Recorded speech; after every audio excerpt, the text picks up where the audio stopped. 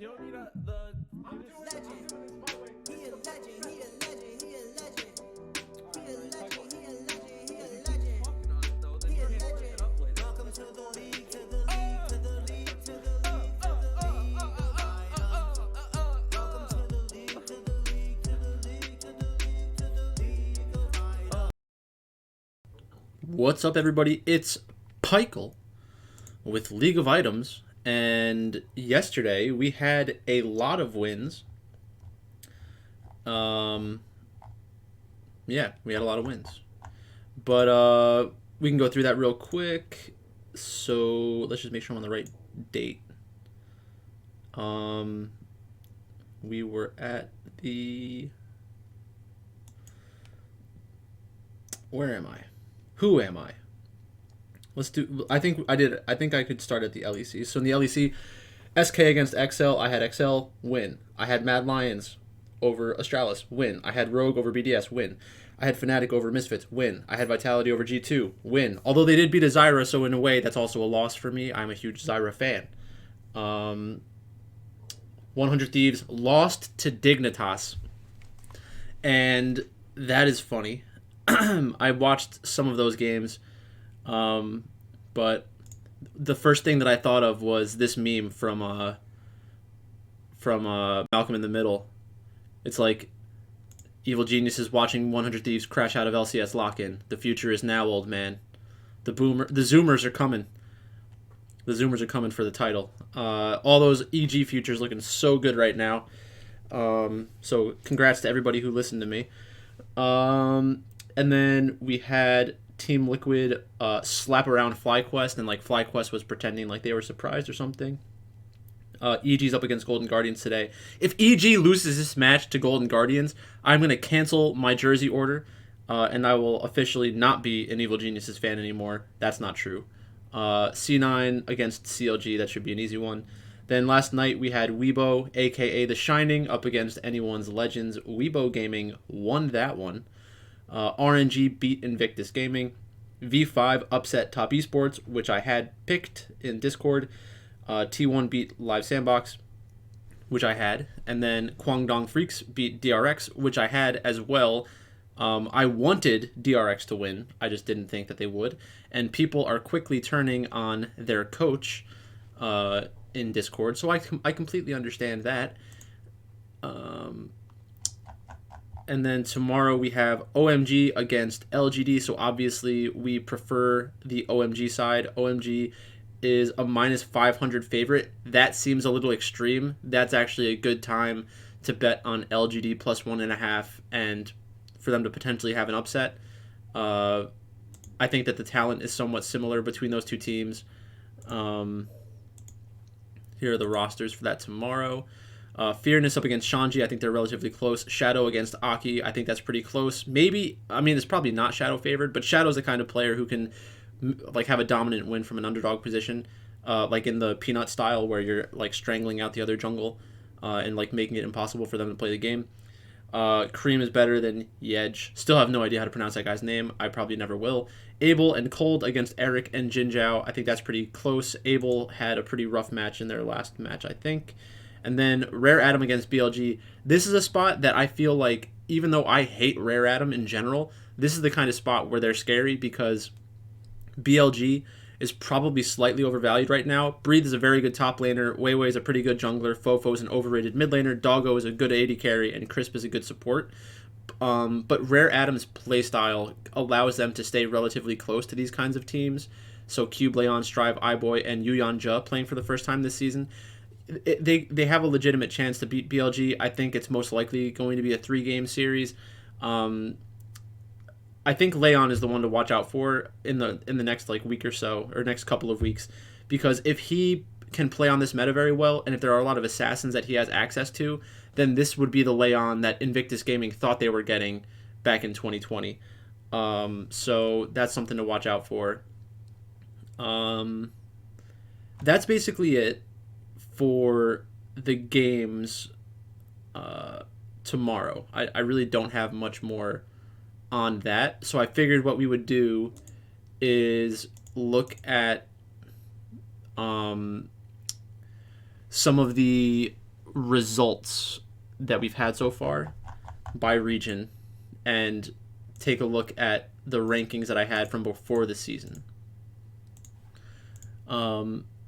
So for the global power rankings, what I was doing was mostly looking at talent and long-term talent. I'm not trying to predict who is going to win the lock-in tournament, who's going to win the spring split. I'm trying to think to myself, who do I have a high opinion of in regards to talent, so that as time goes on, we can look for spots to bet on them. Speaking of betting, Bet365 is apparently going to have lines for League of Legends starting tomorrow, which is a sportsbook that I can actually bet on. So I'll be doing that. It'll be just a slight addition to the content here. So that should be fun. I'm very happy about that. Somebody from Bet365 reached out to me on Twitter to let me know, because I am super important. I think it's just because I've bothered him multiple times about it. So let's just start at the bottom, and I'll have the results on the other screen. So you're just going to have to trust me on this one.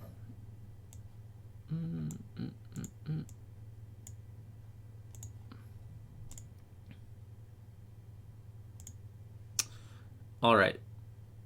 So we have the sheet in front of us. We have the LCS in front of us.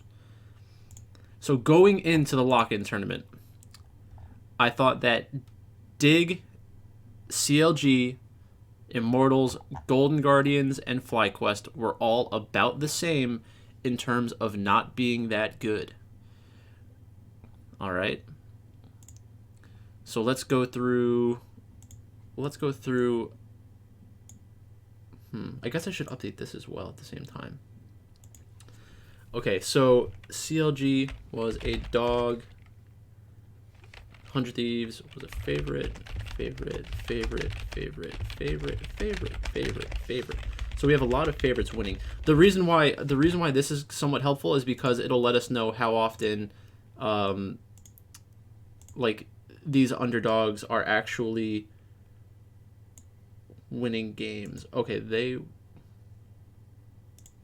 won. Dig won.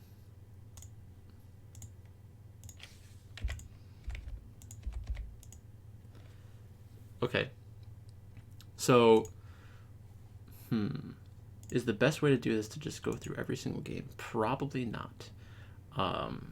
So let's just look at the upsets. CLG beat Immortals. I wasn't surprised by that. I think they're relatively close. Evil Geniuses beat Team Liquid. I wasn't surprised about that. I had Evil Geniuses above. Dig against Immortals in the same one with the plus odds. You take the underdog. Evil Geniuses up against CLG. That was an easy one. 100 Thieves had a couple bad losses, I guess, in this. So 100 Thieves. I guess I could do it like that. I'll just go by the results of individual teams. So let's start with...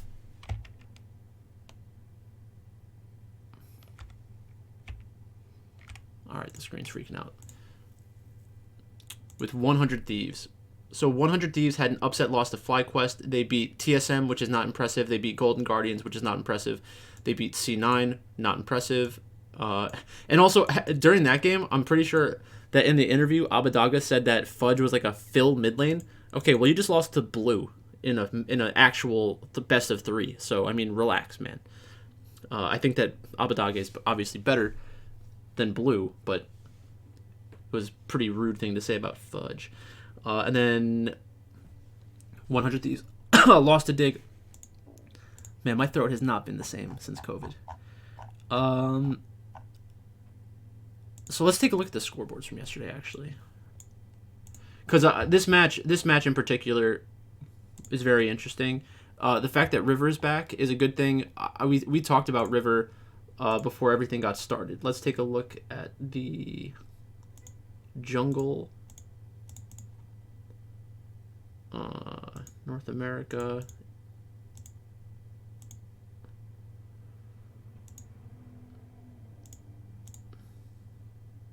Yeah, so I had River as top 5, just below Closer. I had them both ranked in the A talent. So like I'm really not that surprised that River could make this kind of game close.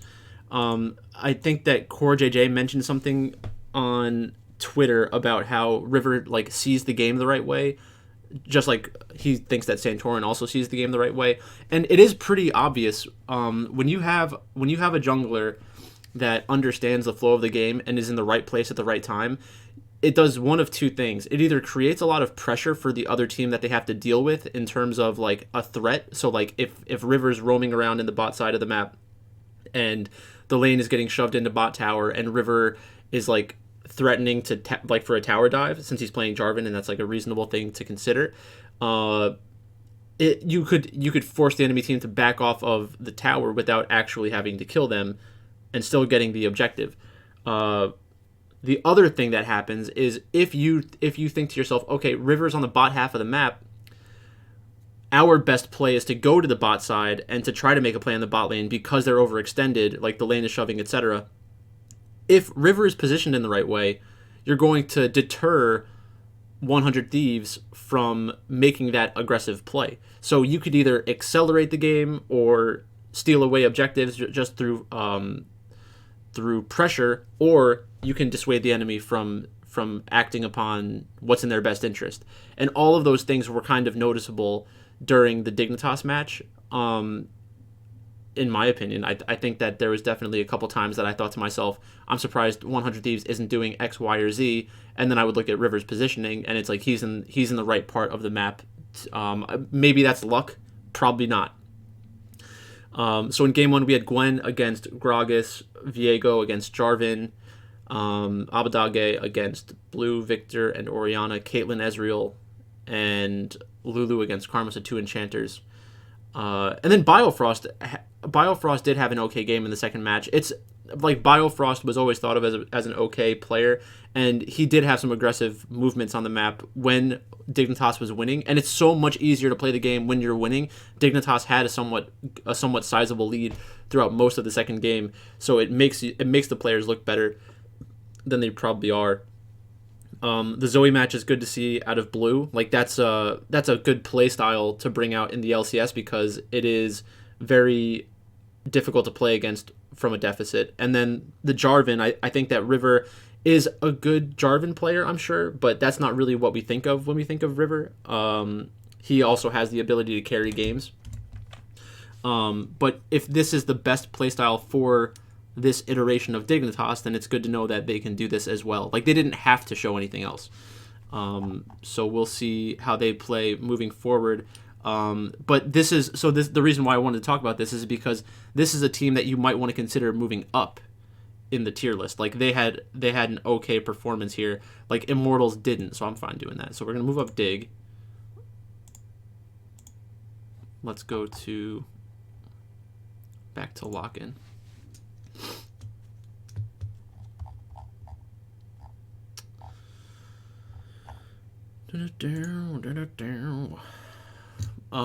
So let's pick another team.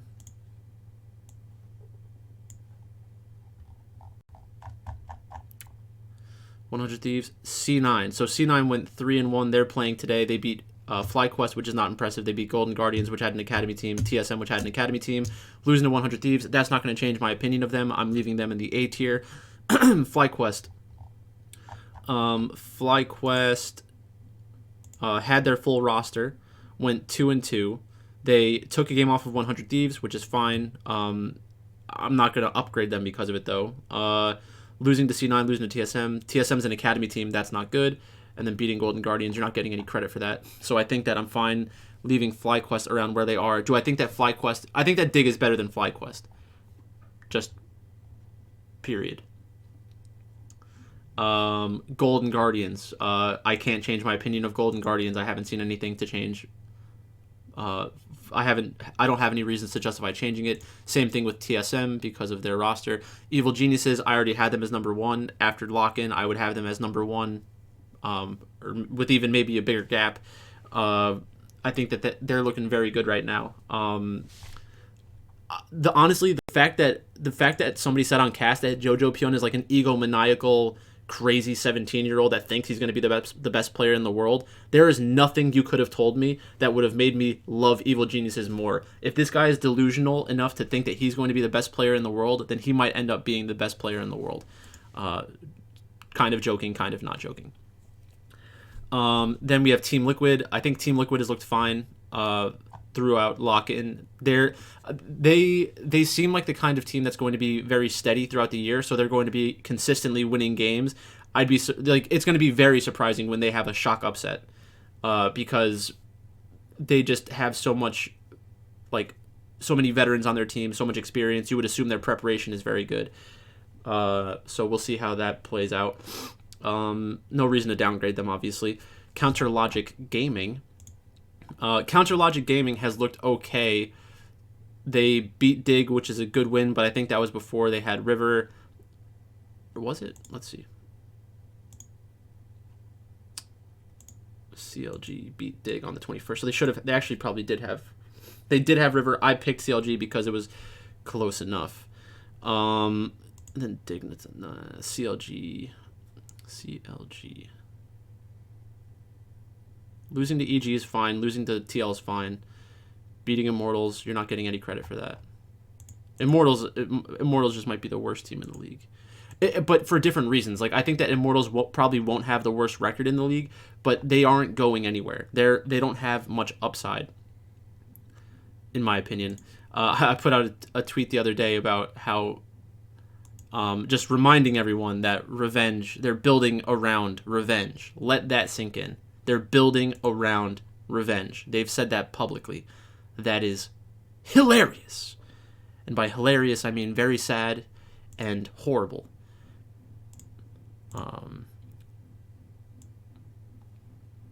So I think this is probably how I'm going to leave this. I would go like that. TL. Is TL better than 100 Thieves? I think that TL... Right now, TL is better than... it might be a little too results-oriented. I think that TL is probably better than 100 Thieves. I do think that Bwippo is better than Someday. Santorin against Jensen is very close. Santorin against Jensen. Santorin against Closer is close. I think I do prefer Closer, though. Bjergsen against Abadaga, I prefer Abadaga. And then FBI and Huhi, I prefer Hansama and Corji. We haven't even seen that iteration of them yet. I think that I like Team Liquid more than 100 Thieves. C9 and TSM, we don't know enough about them. I'm fine leaving them here. So this is like the new iteration of my tier list. Who is the worst team? They have no hope. They have no hope. So I'm going to leave it like this. Again, in the D tier, if you're in the same tier, it's kind of splitting hairs. I don't think that any of these guys are going anywhere. If River is very good, then Dignitas has a chance to be in the top half of the table, which is surprising. Save. And everything freezes. 1, 2, 3. LCS.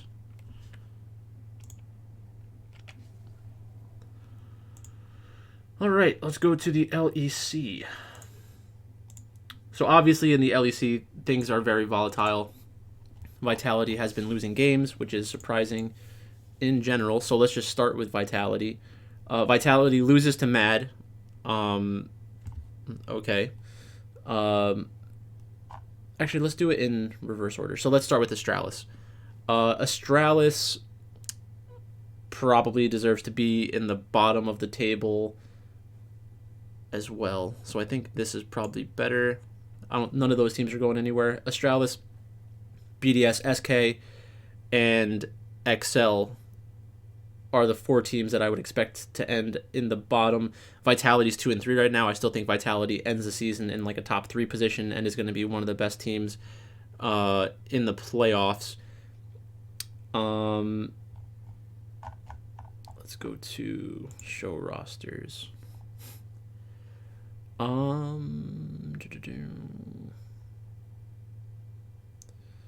So let's do Fnatic. Fnatic beat Astralis, Misfits, SK, BDS, Vitality. The only real game that matters there, in my opinion, is their game against Vitality, because I expected them to lose that game, so that's a good thing for Fnatic. I'm not putting them above Vitality. I know that they look stronger than Vitality right now. That's not what this list is for. Then we have Rogue. So Rogue is also undefeated. They beat Astralis. They beat Mad Lions, which is not that surprising to me because Rogue is a pretty good team, and Mad Lions is overrated slightly.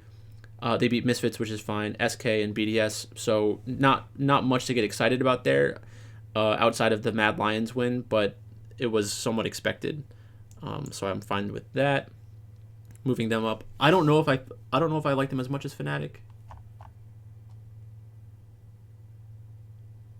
but they could definitely get there. And if they do, it's because Humanoid is not that good.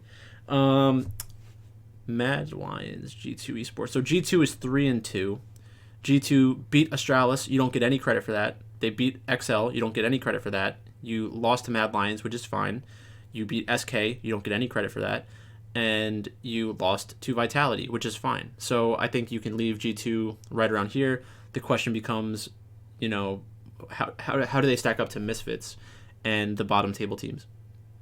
Next up, we have Mad Lions, also 3-2. You beat Astralis, nobody cares. You beat G2, nobody cares.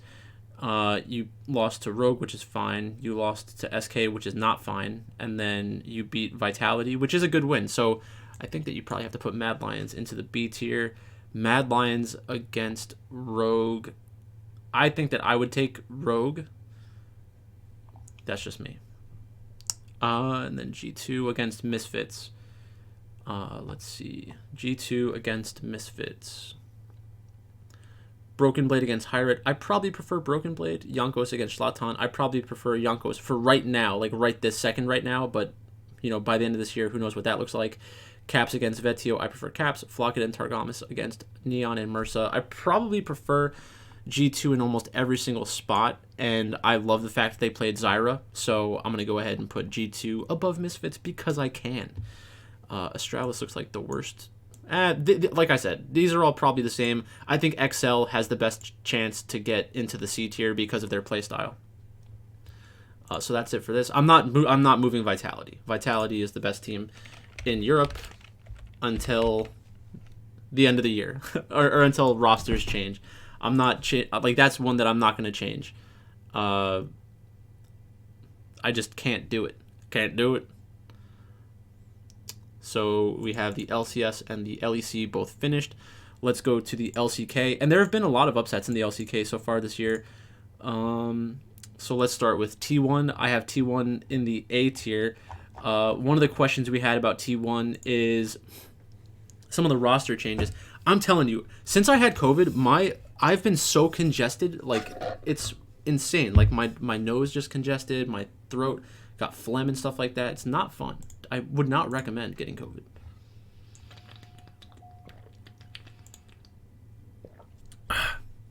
So Zeus has looked okay, but not great, in my opinion. Owner has looked good. Faker has looked good. Gumayusi and Keria, obviously both good players.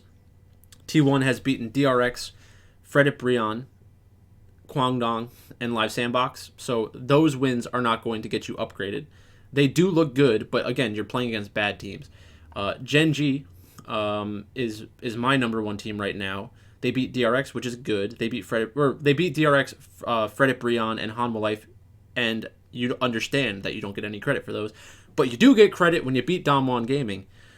So I think that Gen G has solidified their spot as the top team in Korea until Damwon or T1 beats them. Next up is Nongshim.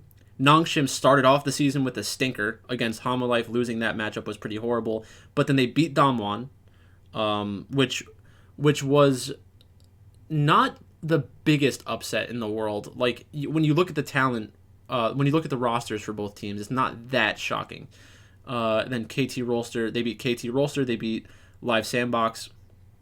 So Nongshim is a team that you might want to look out for and maybe put them in the B tier. They definitely belong above DRX at this point, because the talent is pretty close. So let's do that real quick. DRX is going to be our baseline team because I still do believe in their their talent, but they've had some tough matches so far. And like I said before, their coach is garbage. What is it with these coaches that just find ways to ruin Zika? Kana against Kingen. Kana is better. Kana might be the best in the world.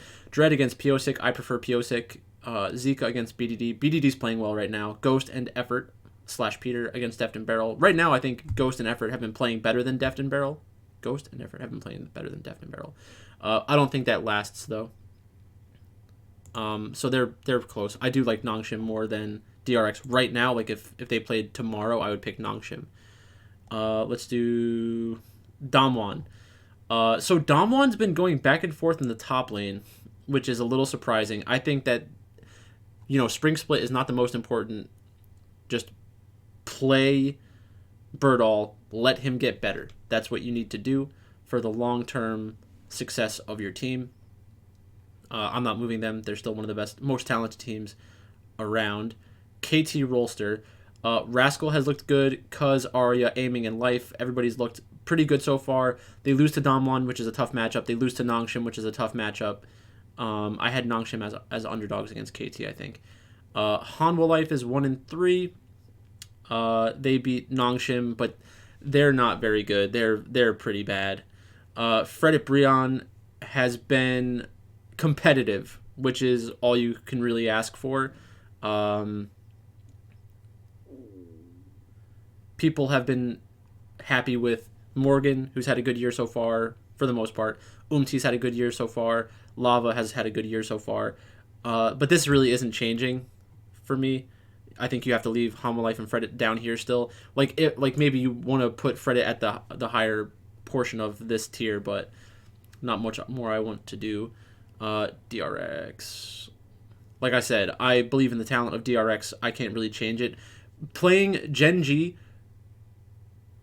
and T1 in your first 4 matches, you're going to have 2 losses. The fact they lost to Live Sandbox is not good. But again, that was one where during the draft, like, we have to start thinking to ourselves, is DRX just going to have draft liabilities all year? Like, can we bet on them knowing that their drafting is going to be suspect? So that's kind of unfortunate. And then Kwangdong Freaks. I mean, Live Sandbox. Maybe Live Sandbox might have to just go down. Maybe it's like this. I don't believe in Live Sandbox. KT Rolster. I think any team with aiming is going to be competitive and have some good upsets. I think it's more like this now. So the bottom 4 teams, I think that they can kind of go in any order. You might even want to go like this. I think this is probably more accurate. DRX has not looked good so far, and maybe their coach is just horrible. So until that changes, or until we get better drafting out of them, I think that this is fine. So 123. Let's go to China. So let's do that.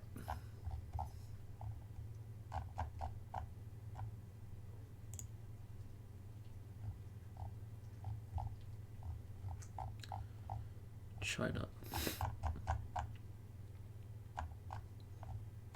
Where's the... Oh, crossbox and timeline.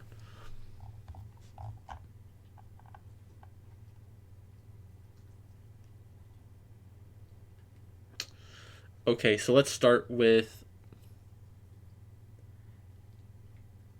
Man, this fucking thing is... Let's start with EDG. So EDG beat JDG, OMG, Thunder Talk, and Ultra Prime. None of those are impressive wins, in my opinion. But I can't really change where they are right now. And I don't think they belong... I don't want to change where they are right now. I really don't think that they are the best team in China. I just don't. Let's go to LNG. So LNG beat Invictus Gaming, Rare Atom, World Elite, and Ultra Prime. Nothing changes there. Top Esports has looked not good so far. Top Esports lost to V5, which I think V5 is just they're going to be a competitive team. Actually, I shouldn't move them yet. Top Esports lost to Rare Atom. which was a bad loss. It was a competitive match against World Elite and a competitive match against Ultra Prime, I think. So it is kind of sketchy. Actually, I should put the game one on. So top esports, they lost 0-2 to Rare Atom, which is bad.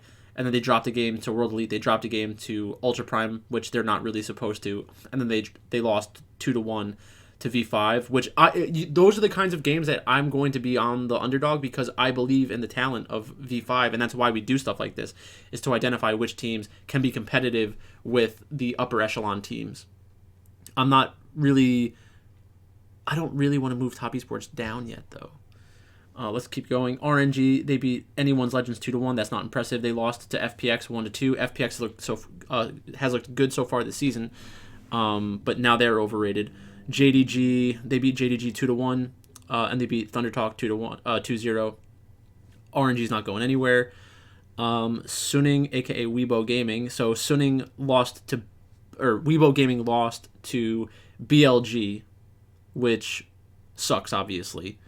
But it was a competitive match. They won the first game. I think they should have won the second game if I remember correctly. So I'm still very high on them. I think that it's going to be ugly a lot of the time, but when teams consistently win in an ugly fashion, it means that they are like great at scrambling in the game. So it's kind of like in golf, where yes, he sprays it everywhere off the tee, but he can get up and down from anywhere. And those are the things that translates into best of fives, where you get put in these high pressure situations. Weibo Gaming is like, well, why wait until the playoffs for high pressure situations? Why not just make every game impossible to play and then try to win? They beat Thunder Talk, and they beat Anyone's Legends. So they've done what they have done what we asked of them so far. They didn't look good against Thunder Talk, so that's a little concerning. But like I said, they can play up and down to their competition. They're scramblers. I'm fine with that. The Shining, we love you. Actually. Nope. Yep. You have no idea how bad it gets. I wish I knew how to quit you. Nice. Next up, BLG. BLG beat OMG 2-1, and they beat Weibo 2-1. BLG has like a ridiculous amount of fanfare because of the whole Uzi thing. They're probably overrated right now a little bit, but they are a very exciting team. I think that Doggo, like, if you told me that Uzi comes back, BLG plays bad, Uzi retires again, Doggo's the AD carry, and it makes them better, I really wouldn't be surprised. I think that seems not likely at this point, but it's definitely in the realm of possibilities. FPX has looked good. FPX has looked good. I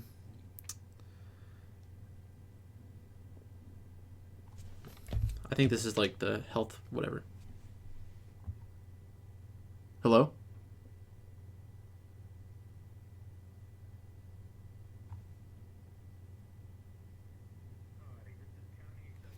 That was freaky.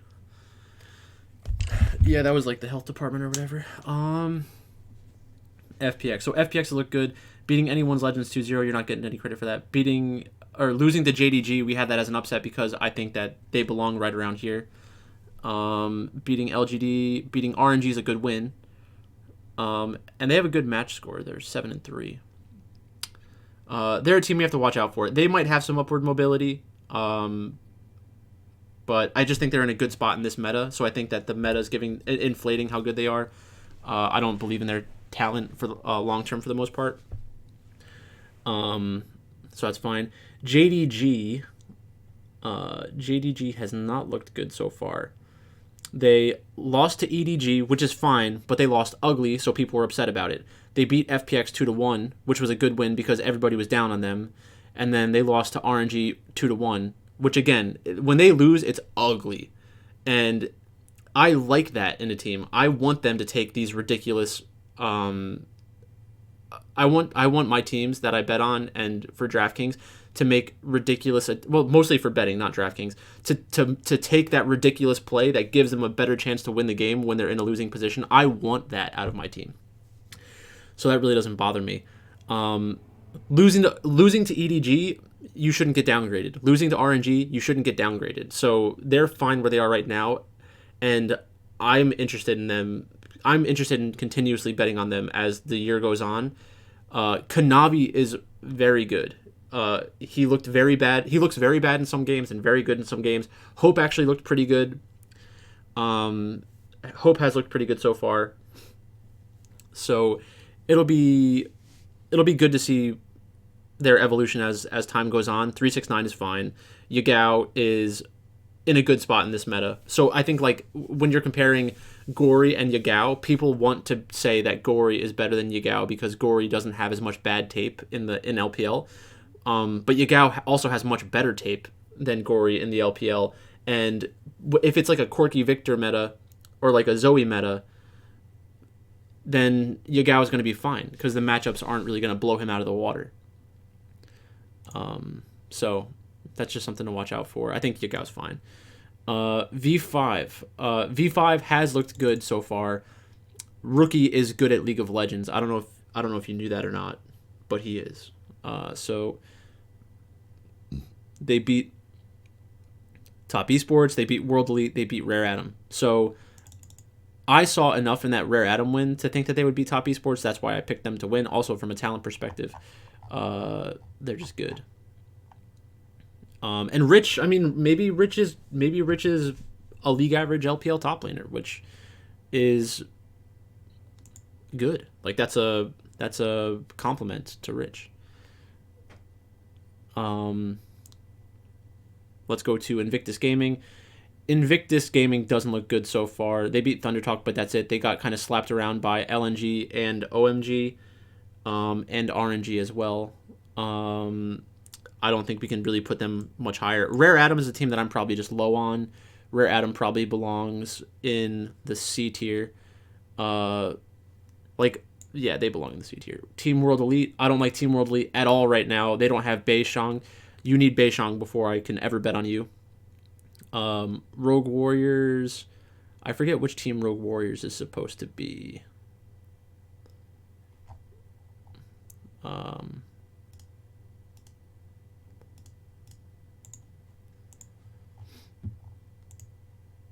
Team rosters.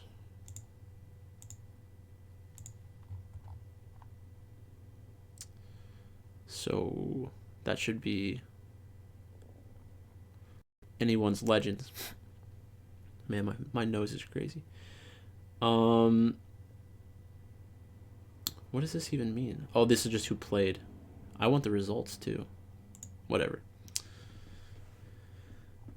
Anyone's Legends is not good. They belong right around there. Ultra Prime, ZS Hacker, Crying, Elk Xiaoxi. I like that as well. I want to move Ultra Prime up. I believe in that bot lane. Elk and Xiaoxi are good. Let's see what they... Ultra Prime. Lost to EDG 2-1. They had chances to win that match. They beat LGD. They lose to LNG 0-2. They lose to Top Esports 1-2.